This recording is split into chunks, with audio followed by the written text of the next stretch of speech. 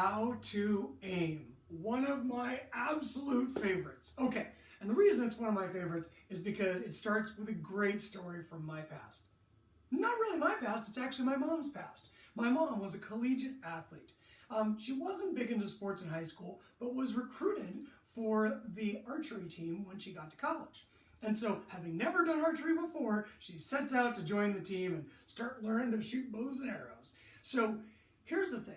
She ended up being their best archer when they had home meets, and their worst archer when they would go anywhere but home.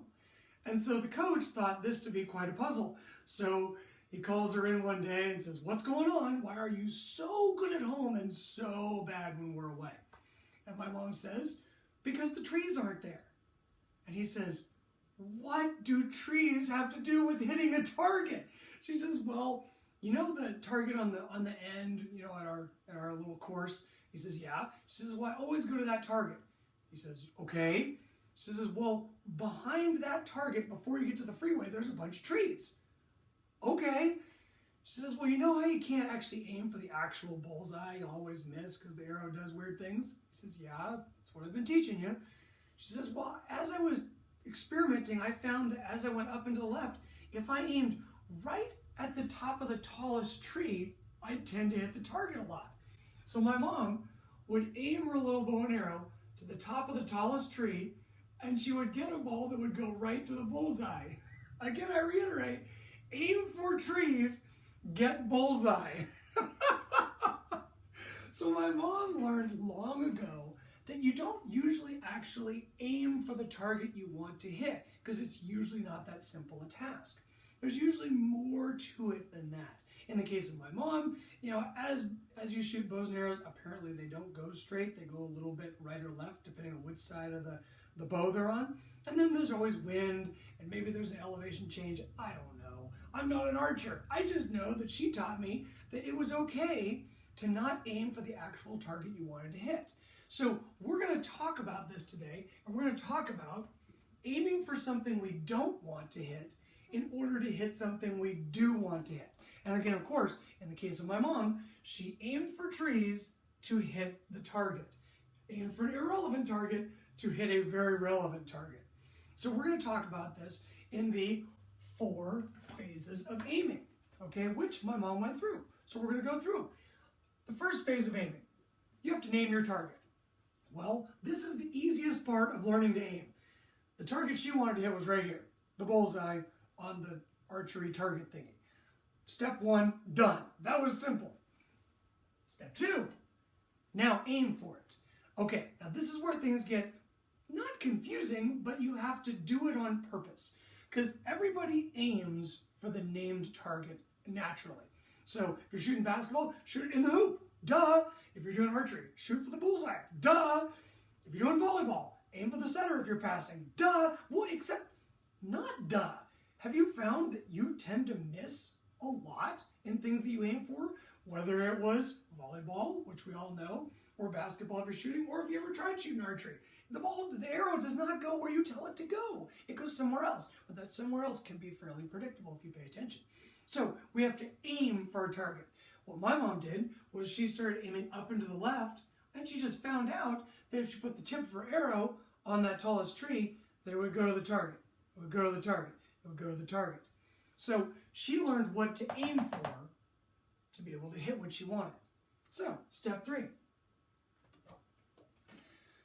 You have to remember to actually do this when you go and do your thing, whether it's basketball, volleyball, archery, whatever, it doesn't matter. Shooting, crumpled up paper into a wastebasket at school, doesn't matter. For archery, pretty easy. Very stationary skill. Mom would aim for the tree, aim for the tree, aim for the tree, get calm, let it go. Arrow would go to the target. That's great. For us, it's not quite that simple. For us, if we're doing serve receive, passing to a setter, that ball's floating or moving really fast, or moving away from us, and we have to move over and still remember to aim. Oh, still remember to aim. Remember to aim. The question is, what is it that we're aiming for? What's our version of a tree to get the ball to our version of a setter? So, whatever that is, you have to remember to do it, no matter how tough that serve is, or how exciting that play is, or no matter how deep you are and how important a game, doesn't matter. You have to know what you want to hit, know what you have to aim for that's not it in order to hit it, and then remember to do it. And we're still not done. There's still one more phase to aiming. Now do it, but actually do all those things. So even though you're having to move and readjust the level and the angle of your platform, you have to remember to aim at something you don't want, to hit something you do want. And that is how you aim for something. But there are more things to consider in this process. Have you ever noticed that even if you do know a little bit about this already, I don't quite aim right at the setter because I have what's called a range of reality. Okay, so in other words, let's go ahead and talk volleyball. Here's our volleyball court. Here's my volleyball net, my squiggly line. Here's my setter, and here's me, or you, whatever. And we're passing. We all know that if we aim right for the setter, that about half our balls go in front and half our balls go in back of the setter. Now your range of reality is how good you are. Okay, so on a given normal serve, this is a beginner. A beginner, when they aim, could pass a ball anywhere in this range. This is the reality of their life. They aim for the setter, it can go 7, 8 feet forward or 7, 8 feet back. That's not very good. But we all started there, didn't we? Some of you are still there now, and that's okay. We're going to learn how to deal with it. Range of reality, when you get better, might be 5 feet in front and 5 feet in back of a setter. Range of reality, when you get really good, might be 2 feet in front and 2 feet behind the setter. In each case, our range of reality goes left and right of whatever we aim for. So, I hope we've established that when we aim at a setter, we're not perfect and it's not always going to go there. It's going to go a little bit left, a little bit right, creating our range of reality. The reality is that what we aim for, there's a range left and right, forward and back, high and low for what we're going to do. So let's say we're about as good as my mom.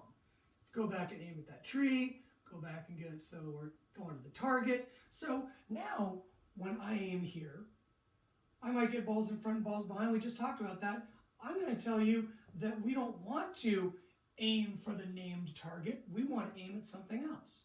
And we want to judge that something else by how good we are or how big our range of reality is. Stay with me. I'm going to aim so that all my balls go to the setter's forehead or in front.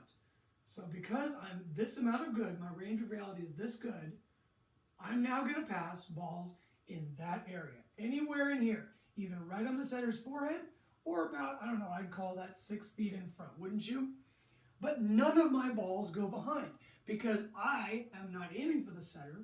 I'm aiming for, say, 3 feet in front of the setter. So when I get variance to the right, I look like a genius. Everything here makes me look more and more like a genius. Everything here, well, you know what? Setters can handle running forward 4, 5, 6, 7 feet because they have to do it all the time.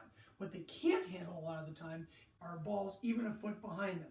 When you make a setter tilt their head back and put their hands back, some of them, all they can do are back sets. And do you play on a team that runs a 5-1, which is where the setter's in the front row and there's no hitter behind them sometimes? And then sometimes the ball gets passed there and the setter sets there and then everybody goes, what are you doing? Well, I've seen this way too much. You probably have too. It's because the passer aimed for the setter and missed behind them, and now we got a dorky play. We want to keep that ball in front of the setter all the time. On almost every volleyball team on the planet Earth, there's always somebody out here hitting outsides. Even if you make a setter run forward, they can still set the ball to one of your best hitters, hopefully. So, when we determine our range of reality, we've looked at really, honestly, how good am I? When I aim for something, how big is the variance of balls I'm putting in play? And then we aim for something so that the balls on the far right go right to where we want, the balls on the far left are still manageable. We become much more consistent. And if you have heard any of my videos, I am all about consistency because being consistent is the essence of being good. Just never really being bad means that you are good or better than that in high school.